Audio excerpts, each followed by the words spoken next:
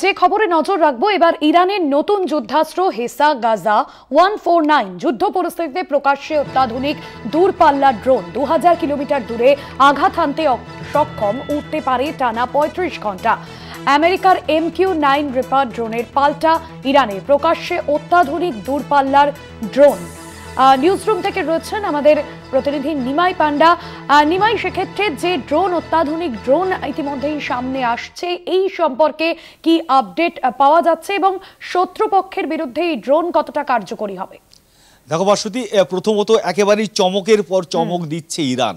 Iran ইসরায়েলের বিরুদ্ধে যুদ্ধ করতে গিয়ে এখনো পর্যন্ত একের পর এক চমক দিয়েছে। হাইপারসোনিক মিসাইল থেকে শুরু করে যে সমস্ত ড্রোন তারা যা মিসাইল ব্যবহার করছে, যেগুলো কার্যত একেবারে ইসরায়েলকে বিধ্বস্ত করছে। এবং এই মুহূর্তে কিছুক্ষণ আগে ইরান সরকার তারা প্রকাশ্যে আনলো একটি ড্রোন বা আনম্যান্ড এরিয়াল যে এয়ারক্রাফট, যার নাম দেওয়া হয়েছে হিসা HESA গাজা 149। এই গাজা 149 এটা হচ্ছে দূরপাল্লার অত্যাধুনিক ড্রোন। এই ড্রোনটি হচ্ছে একেবারে সরাসরি চ্যালেঞ্জ আমেরিকাকে।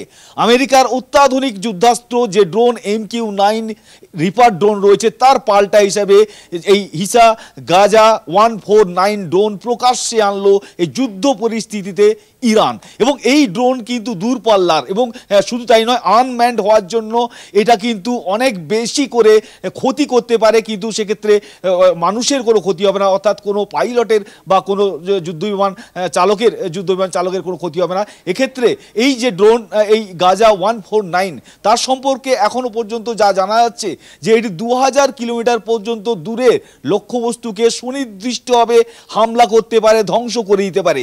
এবং এটা যেহেতু একেবারে কন্ট্রোলড, এর যে সেন্সার রয়েছে বা এর ক্যামেরা রয়েছে এমনভাবে কন্ট্রোল অত্যাধুনিকভাবে যে এটা শুধু নজরদারি করা বা শুধুমাত্র লক্ষ্যবস্তুর উপর হামলা নয়, এর পাশাপাশি এর ওজন বহন ক্ষমতা যেটা রয়েছে, তাতে যে মিসাইল বহন করে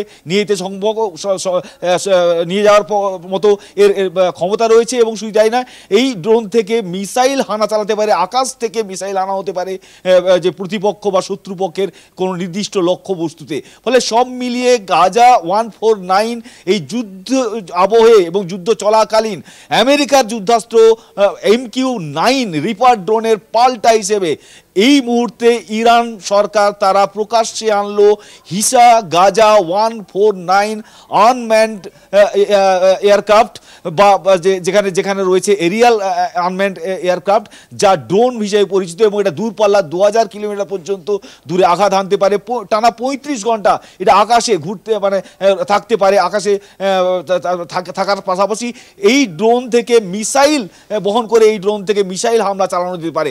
ফলে এই যুদ্ধের আবহে, যুদ্ধের পরিপ্রেক্ষিতে যেখানে আমরা দেখলাম যে ফাতে-1 ব্যবহার করলো ইরান, তারপর সেজ্জিল 2 ব্যবহার করলো, যাকে ডান্সিং মিসাইল বলা হলো। রীতিমতো সে ইসরায়েলের আকাশের তাণ্ডব নৃত্য দেখালো। এবার তার পাশাপাশি নতুন ব্যালিস্টিক মিসাইলগুলোর পাশাপাশি বা হাইপারসোনিক মিসাইলগুলোর পাশাপাশি এবার কিন্তু একেবারেই ইরান আনলো MQ-9 রিপার ড্রোন, আমেরিকার অত্যাধুনিক যুদ্ধাস্ত্র ড্রোনের ঠিক পাল্টা গাজা 149 ড্রোন। একদমই, অর্থাৎ চমকের পর চমক। এবার ইরান নতুন করে যে ড্রোন আনলো তাতেও একাধিক বৈশিষ্ট্য থাকছে। ধন্যবাদ জানাবো নিমাই, সরাসরি ছিলেন নিউজরুম থেকে প্রতিনিধি নিমাই পান্ডা।